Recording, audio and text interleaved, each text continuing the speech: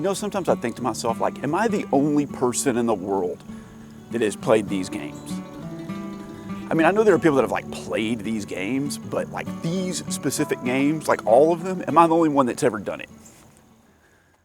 Hey guys, I'm RNG Gamer. I play all my games randomly, and I've knocked 5 more games out of the backlog, so let's talk about them. I'm pleased you were finally able to finish some games. Why does everybody always act like I don't play any games? I play my games, it's just random, it just takes a while. I've reviewed like over 200 games on this flipping channel already.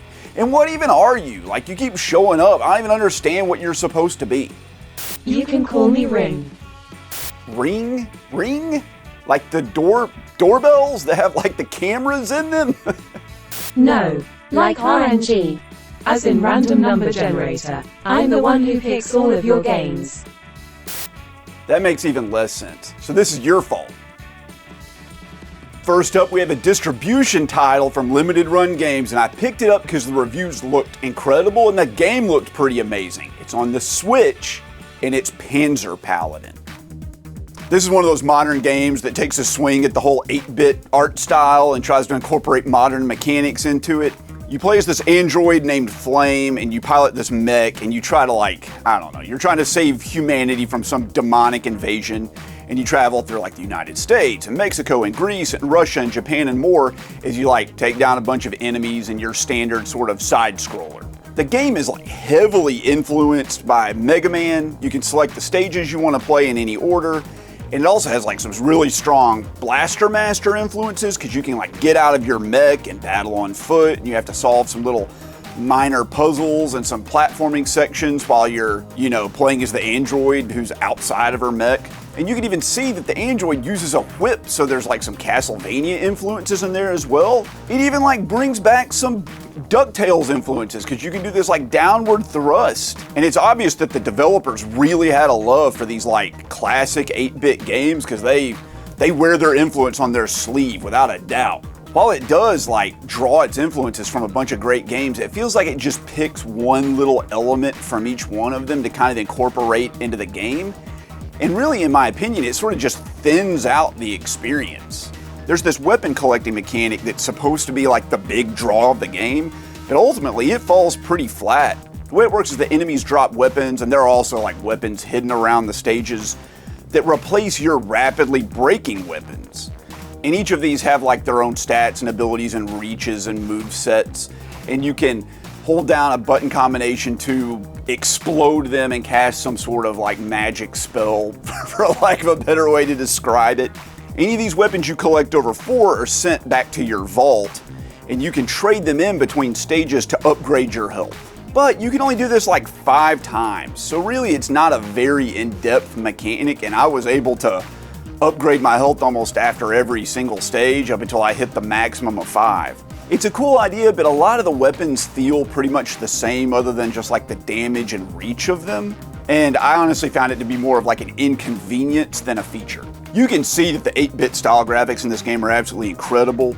The parallax scrolling is amazing, the art direction, the color usage, the sprite work. It's some of the best I've ever seen in one of these 8-bit kind of retro revival games. To go along with that, the music is really catchy and memorable, and I think the soundtrack fits perfectly with it. It really adds to the energy level of the game, which is like badly needed because, like I said, the stages can get pretty repetitive and boring. Let me give you an example of what I'm talking about. This is the 5th stage of the game. It's just repeating enemies like stacked in a row that just march blindly towards you.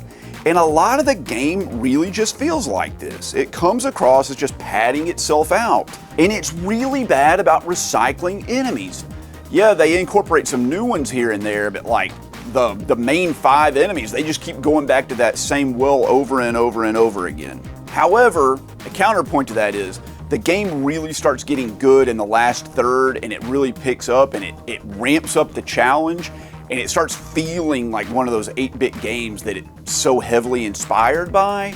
I really enjoyed the last third of this game, I have to say. It really bumped it up a few points in my opinion. I also think it's really cool that the stages are based around actual real locations in the world, and that like the bosses and the themes of the stage mimic those areas in real life. So like you fight Baba Yaga when you go to Russia, and Baba Yaga is like a Russian mythological creature. And when you go to Greece, you're fighting Greek mythological creatures. I think that's a really cool idea, and I wish they had like leaned into that a little bit more heavily. There's 17 flipping levels in this game, and the first half of it was so boring it almost put me to sleep. I feel like they could have cut this game down to about 10 or 12 levels and kept that difficulty up like they had at the end of the game, and it would have made it a much better experience. I think that would have brought it up to like a modern classic level. Panzer Paladin is a good game, but it takes a few hours till it really hits its stride, and I wish that it had just kind of like started that way. It just was so boring at the beginning. It's worth a play, but it's going to take more time than really most people are willing to put into it. There's so many better alternatives. It looks beautiful, it sounds great, it's a cool idea. The mechanics are a little shallow. Like I said, it's a little boring, but Panzer Paladin is a 7 out of 10. It's good. If you're enjoying watching me talk about playing these games, hit the subscribe button down below. You'll get to see more of that. Hit the bell notification so you know when the new videos come out. They come out every single Saturday. And leave a comment. I answer every one of them. And please, give me a like. That really helps with the YouTube algorithm, and I would really appreciate that. Up next, we have a shoot 'em up from one of my favorite developers, Cave, and this one I've wanted for years and years and years. And when Limited Run Games put out a collector's edition of it, I jumped all over it and grabbed it. It's Dangan Fever. This is an arcade game from 1998. Cave put it out, M2 ported it. They're the masters of porting games, and I think they did a good job with this one. This is part of the M2 Shot Trigger series where they're bringing these classic arcade games to consoles and giving it a lot of extra features. Dangan Fever's claim to fame is that it's like a disco-based shoot 'em up, which I think is a really cool idea. It's a bit different than the other Cave games because it isn't really a bullet hell.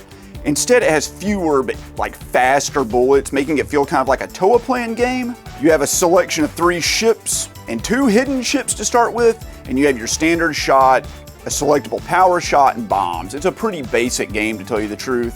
And the whole thing with this game is that you're trying to grab these little falling guys to increase your score multiplier. The graphics are okay, I have to say. They look all right, but I don't think they're quite up to the Cave level I was expecting. And sadly, the disco theme is not really as pronounced as I want it to be. The music on the first 3 stages is like nothing special and kind of downright bad at times, but the music on the last 2 stages is incredible and some of the best I've ever heard in a Cave game, and it really has that disco feel that you would expect from a game that's based around disco stuff.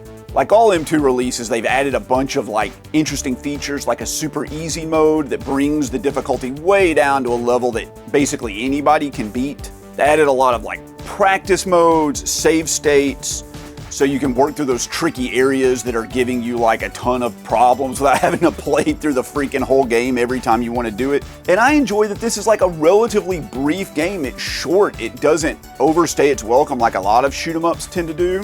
5 stages felt like a perfect length to me, and I was really happy that it was only 5 and not like 7 or 9 or 11 like you see often. But there are some flaws with this game. It's not one of Cave's best, I'm just going to tell you that. The score multiplier like obscures the bullets that are coming towards you. It makes it really easy for something to sneak behind all these flashing numbers and just take you out and ruin your run, and I didn't really like that. I feel like they should have increased the transparency on that or something, or put it somewhere else on the screen. Also, the stage design and enemy design are like really uninspired and just feel like very basic. And I feel like they could have gone more with like the disco theme on those. There's nothing there specifically to make this game disco themed based on the stages and the enemies. Also, I really hate that the time attack mode is like locked behind a code you have to input at the title screen. You can't just select it. I feel like that's something that should be selectable after you beat the game maybe. But nope, like you have to know a code that you have to look up online somewhere, and you would never know it was there unless you looked up a trophy guide or something like that to this game. And while this game does have a lot of cool features that the M2 Shot Triggers releases have, it is missing some of the more popular ones that the later releases did have. This is really not one of Cave's best games, not by a long shot. The disco theme is really cool and unique, and I love that idea, but it is super underutilized. Outside of the music and the falling, dancing guys that you collect and the disco ball, there's really nothing that makes this disco themed at all. The rest of the game just feels generic and uninspired, and the levels are a bit repetitive, and as are the enemies and bosses. Most of the time the game is extremely brutal, and it's considered to be one of Cave's hardest games. The bullets are lightning fast, and you have to maneuver your way through them while collecting these little disco dudes, and that's really not that fun. Like, dodging bullets is fun, shooting enemies is fun, but doing that while trying to maintain your score multiplier with these little falling guys, it got really frustrating a lot of times. And I never really felt like the game was good enough to warrant all the time and effort that it requires you to put into it to get good. But learning this game and learning how to master it is more of a lifestyle rather than a sit down and play sort of affair. They really want you to devote a lot of time to this game and just play this game and only this game and live this game, till you perfect it. And I will say that this game is currently sitting at the 19th position for the best shmups of all time on Shmups Forum. I was really honestly expecting it to be totally incredible and to blow me away, and I was honestly pretty disappointed by it. Like I said, it's a decent game. I did get the 1 credit clear on it with all the ships on super easy, and I did clear it on fever mode at the normal difficulty, which is, good enough. It's a decent game. I think it's worth playing. I don't think it's worth going out and grabbing the collector's edition, but if you can find the standard edition and you're a huge shoot 'em ups fan, you might love it. I didn't. I thought it was pretty okay, not terrible, not outstanding, but it's worth a play. And I was glad to experience this part of Cave's history, although it's not one of their best. So Dangan Fever is a 7 out of 10. It's good, but I'm glad to be Dangan Fever done with it. Dad joke. With this next one, we're really getting into the rare and obscure stuff.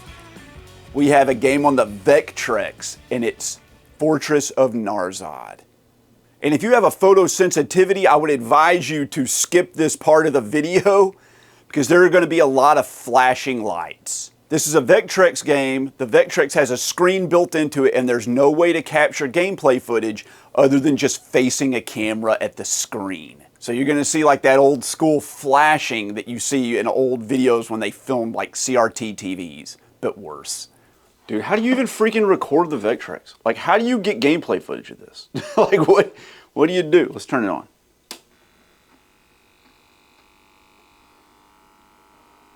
Sweet. Hey Google, turn off all the lights.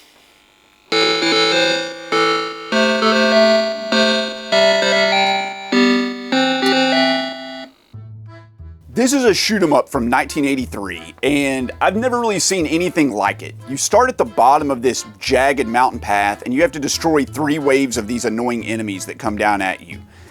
And after you do that, you move up to the next screen. Like I said, this is a single screen shooter like Galaga or Space Invaders. It's from that time period. At the top of the 3rd screen, you fight a boss, and if you win, which is like beating the game just repeats.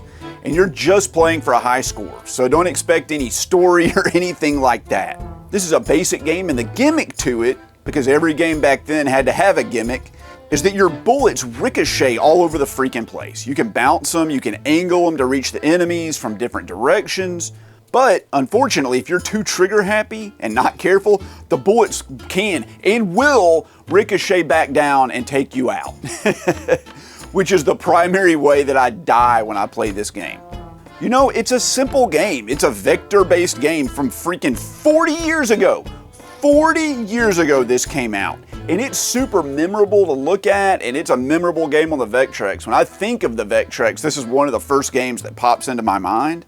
I love the way Vectrex games look. I don't know that you can really review the graphics on a Vectrex because it looks the way a Vectrex looks. But I love the way that looks. I would say the graphics are very good, for this game. The music really only kind of exists between the transitions and the title screens. And it's a decent rendition of Wagner's Ride of the Valkyries. I wish there was music while you were playing, but I don't know that system could handle that.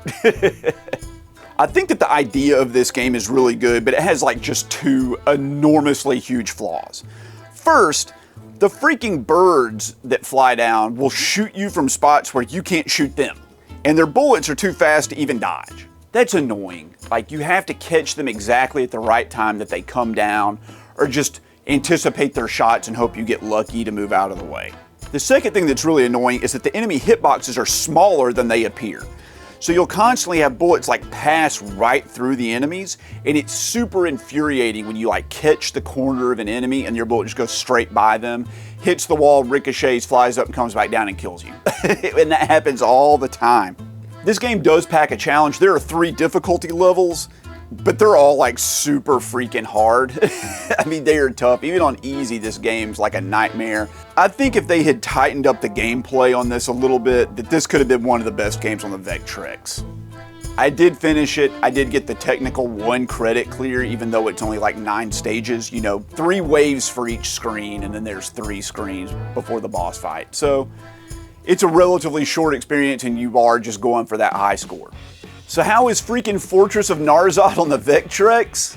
I think it's a decent game. It's one of the more memorable games on the Vectrex, but the gameplay's kind of freaking annoying. It looks really cool, but like, it's tiring to play. And once you kind of figure out how to play around the idiosyncratic elements of it, you can get really good, but that makes it almost like a formula you're just doing over and over and over again. And I found out once I learned how to avoid shooting myself and where to keep my ship like hidden in the corner and how to shoot down the birds, like I could just almost loop the game indefinitely. So it's fun for a short play.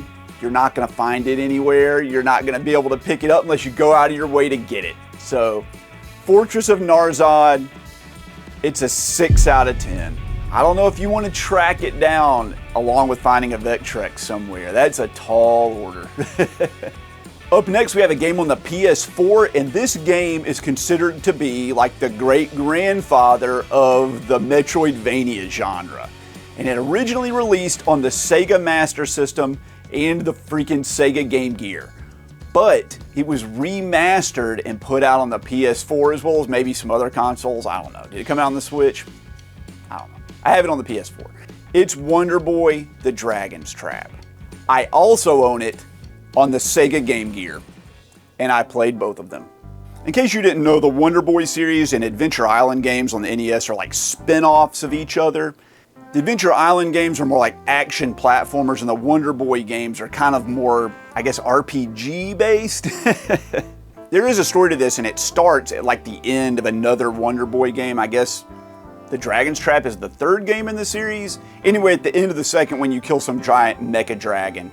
But this game retcons that, and instead of the dragon dying, instead it curses you and turns you into a dragon. The whole premise of the game is that you're trying to cure your curse and turn back into a normal person. This is a primitive Metroidvania, and you do explore around this world and you collect gold and heart containers and you buy different armor and you fight different bosses.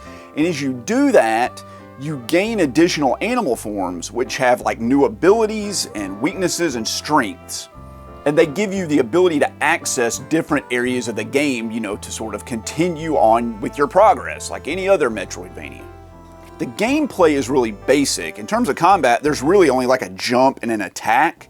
The attack varies, I guess, as well as the jump does, based on which animal form you have.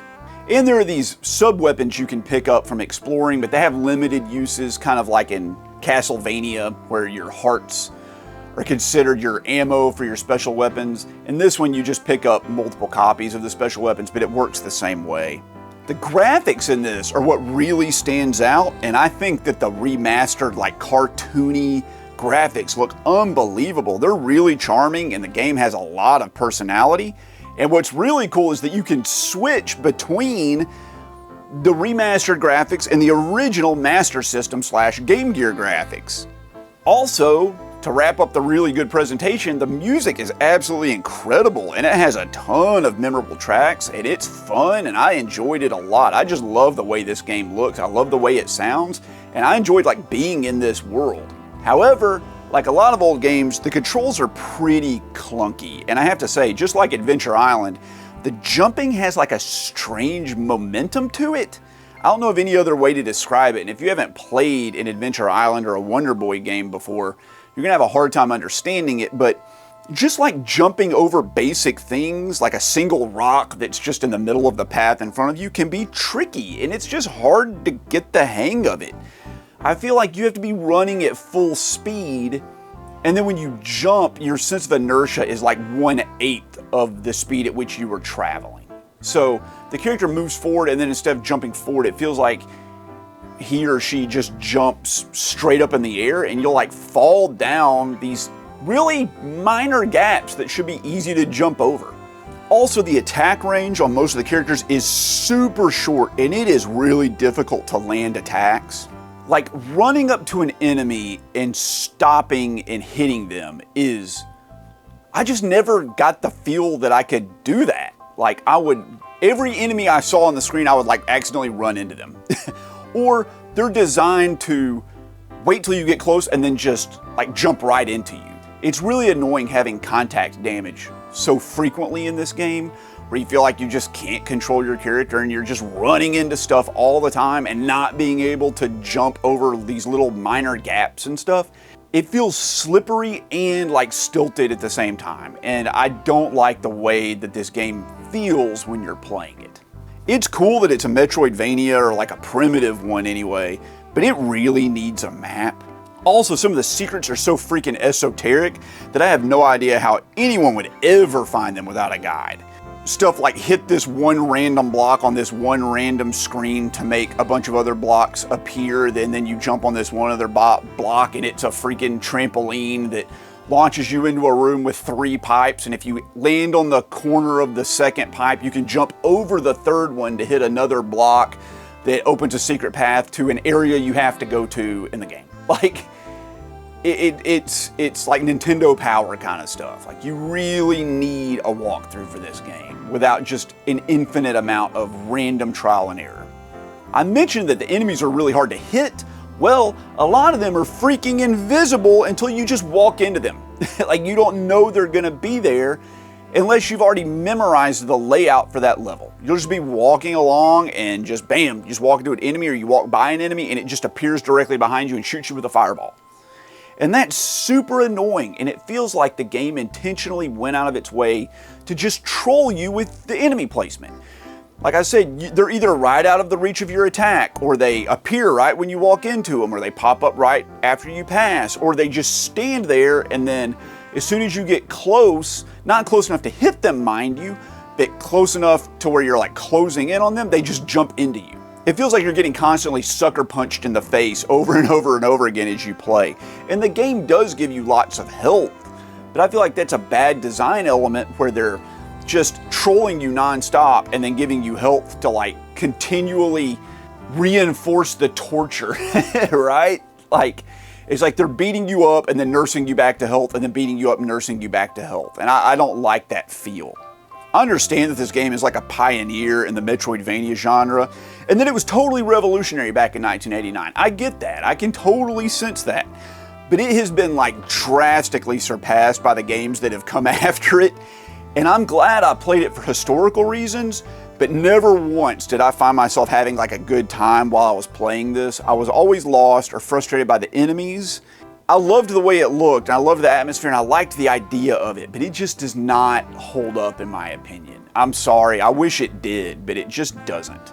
On that note, I also played the Game Gear version that I own just to see if it was any different, and it's not. It's exactly the same. It feels like when you switch the graphics from the remastered style to the retro style in the PS4 version, it's exactly the same. So it's basically just one game I reviewed here. So how was Wonder Boy the Dragon's Trap on the PS4 and the Sega Game Gear? It was fine. I think it's a good historical game, and it's nice to relive the early Metroidvania days, but it just does not hold up against a lot of these games that we play these days, or what we've come to expect from a Metroidvania. It feels more like kind of a Castlevania 2 Simon's Quest kind of Metroidvania, where you're like, I don't know what to do, I don't know where to go, like this seems impossible, why is this so unfair, like how would you ever figure that out? It's that kind of game. But it did like create some really cool ideas. is. And like I said, I didn't really have much fun while I was playing with it, but it was a memorable experience. I would say overall, today, I'm not taking into account the historical importance of this. I'm judging on how fun it is to play and like right now. I would say this game is a 6 out of 10. It's okay. It's fine. You can try it. You may love it. You may freaking hate it. I would imagine most people these days would hate this game. If you gave it to like a 16-year-old, I don't think they would have a good time. If you played this game for 5,000 hours when you were a little kid and you can beat it with your eyes closed, you're gonna love the remastered graphics and the updated sound. So, where do you fall in those categories? That's how much you're gonna enjoy this game. We have another Sega Game Gear game. This one I thought was exclusive to the system, but it turned out it also came out on the Game Boy, I think. So it's a handheld exclusive. I was actually looking forward to playing this. I kind of like racing games, so when it got picked for me to play, I was pumped. And the title sounds incredible. Like, who wouldn't want to play it? It's Monster Truck Wars. So obviously this is a monster truck racing game. And it has that like overhead view in the style of RC Pro-Am. But I'm just gonna tell you, there's one huge flaw with this. The monster trucks are too flippin' wide to pass the opponents. Like, you just can't get by them. You drive around the various tracks and there are super slippery controls, and you drive over puddles, and you drive over ramps, and you drive over demolished cars and all that crap that you would expect to do in a monster truck race. But if you hit any obstacle, if you hit a puddle, if you hit a ramp, if you hit another car, it causes you to veer off course. And it is super difficult to regain control of your vehicle, your monster truck, after you hit any one of the cool things you want to freaking drive over. You want to drive over puddles, you want to go over ramps, you want to drive over cars, but doing so will cause you to crash. And it's so hard to pass by your opponents, who, by the way, don't veer out of control when they hit the ramps and the puddles and the other cars, because you're just too freaking wide to maneuver.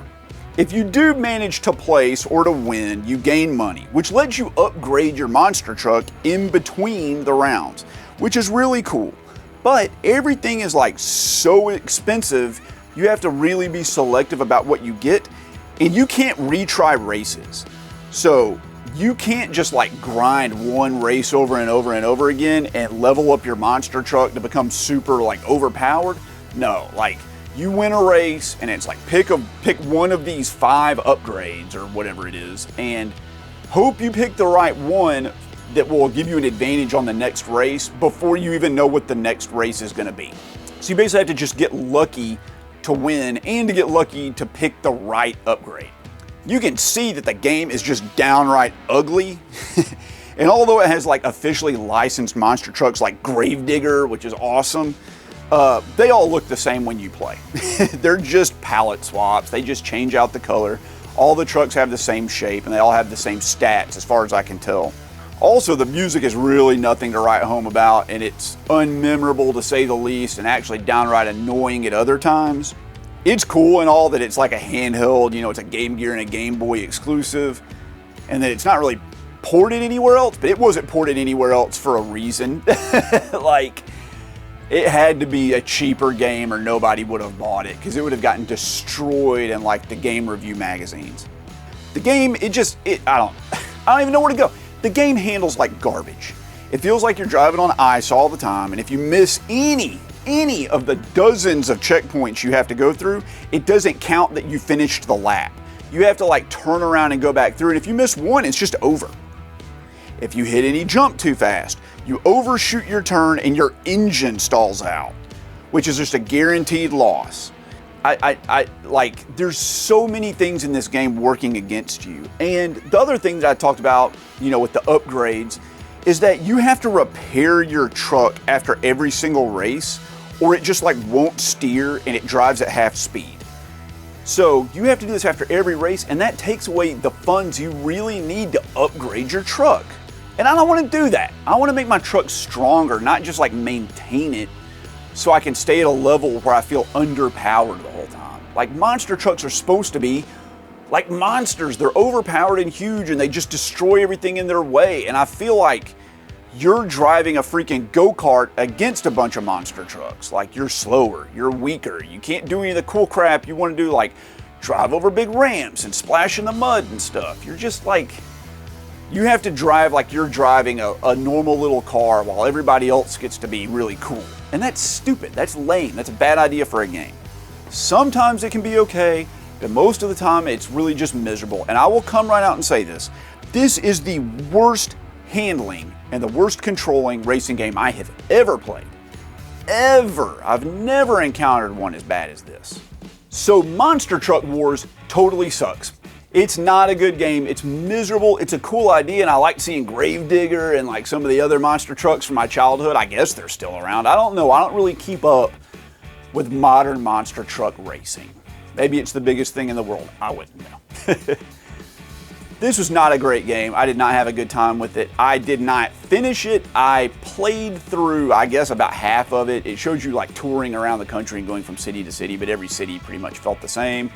And I was never able to get enough upgrades on my truck to like win the races consistently. I was having to spend all my money to repair my truck just so I had a kind of a chance to come in third place or whatever.